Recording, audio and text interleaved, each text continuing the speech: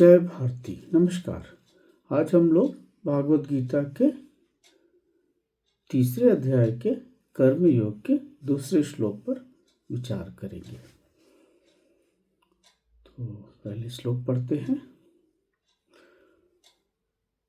व्यामिश्रेण एव वाक्येन बुद्धिं मोहय सीव मे तदेकं वद निश्चित्य येन श्रेयो हमाप्युनाम। तो यहाँ भगवान को अर्जुन कह रहे हैं कि हे भगवान, आपके मिले हुए मतलब मिश्रित वचनों से मेरी बुद्धि को तो मोहित सी हो रही है, इसलिए आप उस एक बात को निश्चित होकर कहिए जिससे मैं कल्याण को प्राप्त कर सकूं। अब यहाँ पे कविता के रूप में पढ़ते हैं।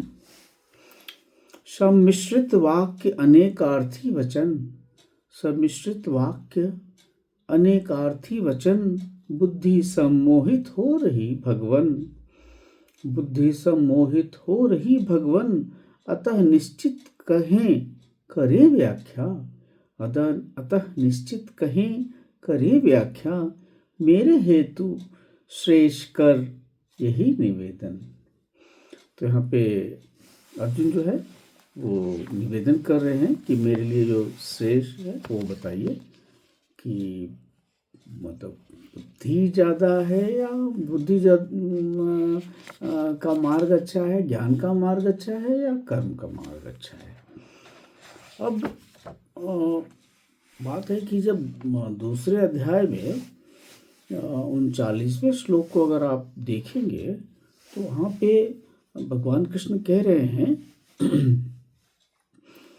कि दूरेन ही अवरम कर्म बुद्धि योगा धनंजया, बुद्धो शरणम अन्विच्छ कृपणा फल हे बताओ। तो इसका मतलब वो वहाँ पे कह रहे थे कि इस समत रूप बुद्धि योग से सकाम कर्म अत्यंत ही निम्न श्रेणी का है, इसलिए हे धनंजय तू समबुद्धि में ही रक्षा का उपाय ढूंढ, अर्थात बुद्धि योग का ही आश्रय ग्रहण कर, क्योंकि फल के हेतु बनने वाले अत्यंत दीन हैं। इसको कविता के रूप में भी देख लेते हैं जो पहले दूसरे अध्याय के 39वें श्लोक पे था, 49वें श्लोक पे था कि बाह्य कर्म तो है निम्न, है गर्हित असंग संभाव, कर्म योग है सर्वहित।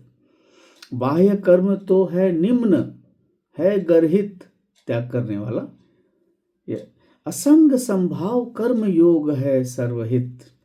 स्वधर्म समर्पण प्रसाद भाव ही शरण, सकाम कर्म है कृपणता, सकाम कर्म है कृपणता, करता है अहित।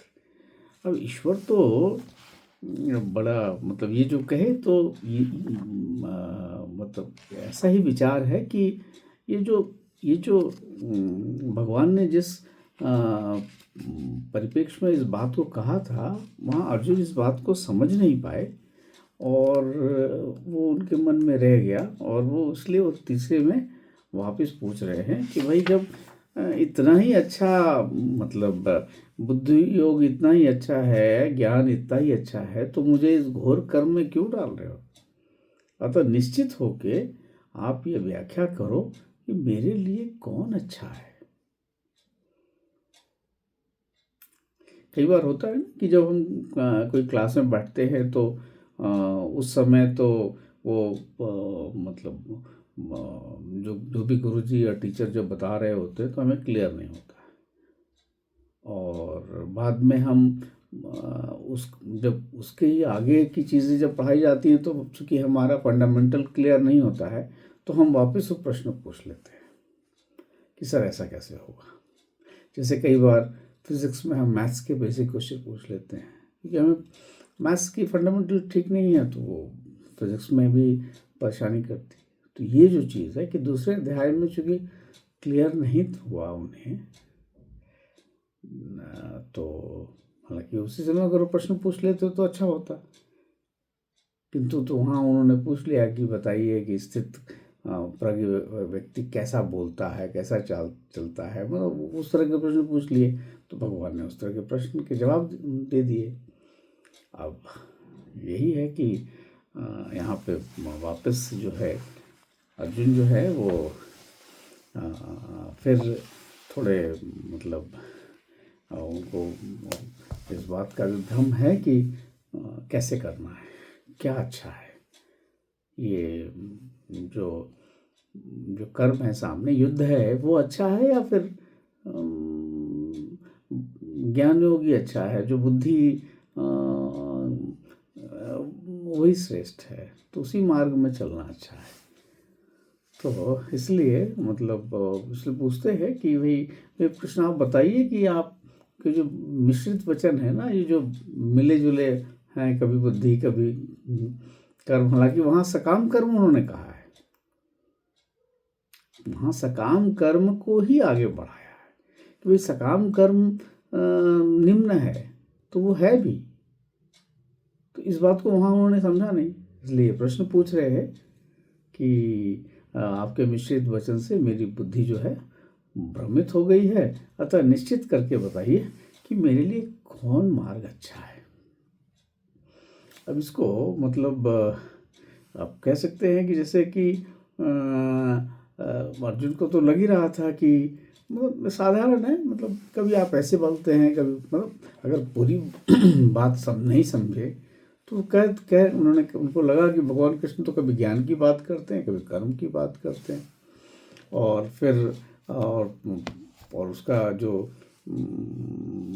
परिपक्व तो नहीं है ना अर्जुन अभी, तो उसके मन में ये आता है कि दो विपरीत बातें एक कैसे मतलब सही हो सकती हैं। इसलिए उन लोग कह रहा है कि भाई भगवान आप निश्चित होकर बताइए एकदम कि मेरे लिए क्या अच्छा है।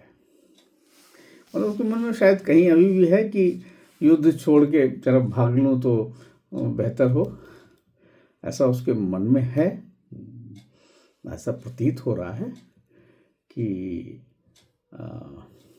इसलिए अर्जुन वो मतलब कहीं वो सत्य एक्चुअली उसके मन में अभी भी तो विचार वही ना है कि मुझे युद्ध ना लड़ना पड़े, कहीं से रास्ता मिल जाए ताकि युद्ध ना लड़ूं, और इसीलिए वो सोच रहा है कि अगर कर्म से बेहतर वही है, ज्ञान तो फिर उसी के मार्ग में चला जाए, युद्ध से तो बच जाऊंगा मैं।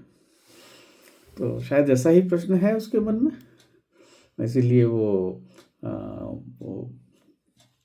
ज्ञान और कर्म में विरोध देखने के का उसको अवसर मिल रहा है। तो इसलिए वो पूछ रहा है कि जब ज्ञान ही अंतिम लक्ष्य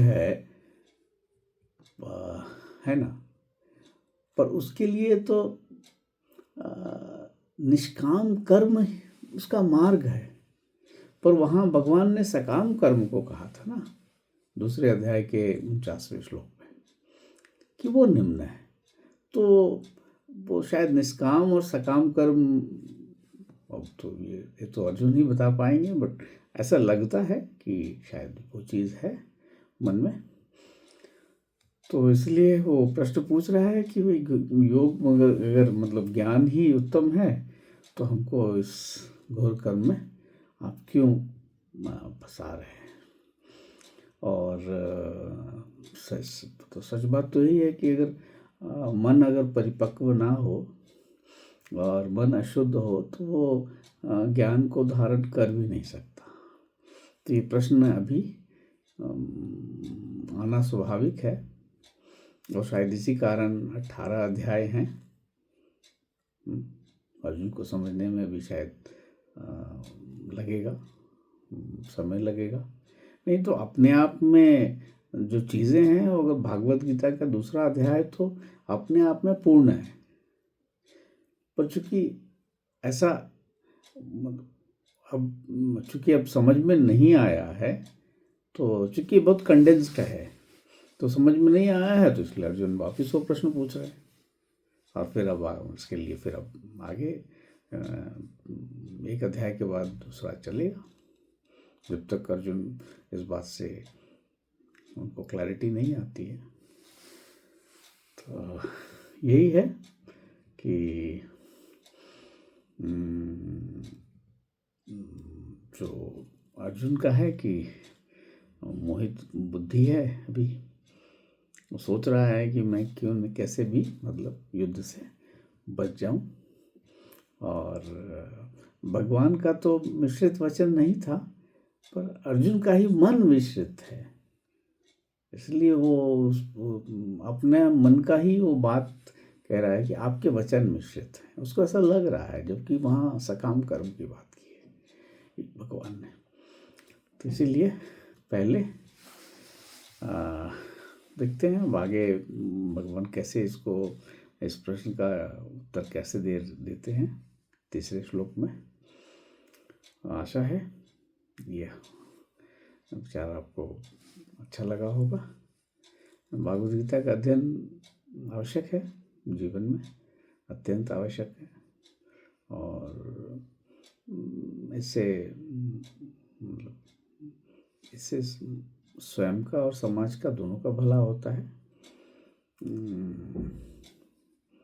और समाज में इसका प्रयत्न होना चाहिए, सबों को करना चाहिए। और हमारे लिए तो ये एक तरह से आप कह सकते हैं कि पूर्वजों द्वारा दी गई ये इतना बढ़िया ज्ञान है।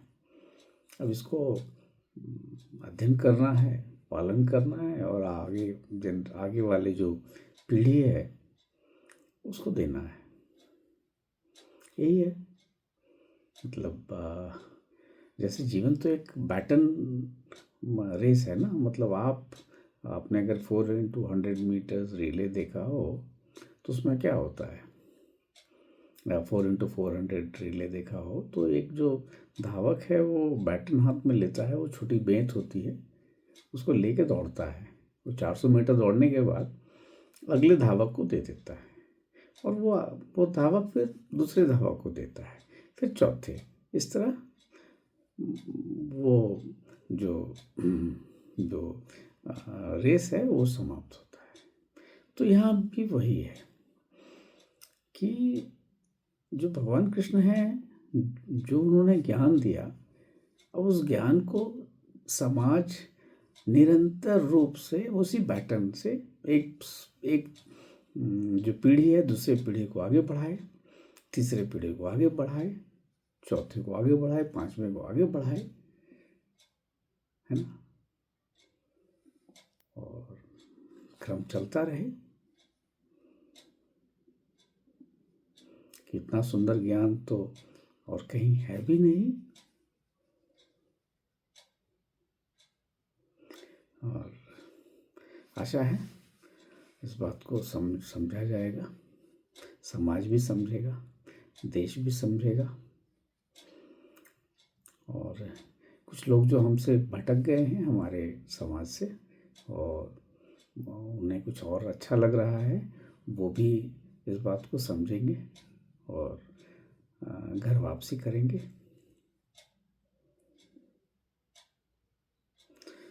तो नमस्कार, जय भारती।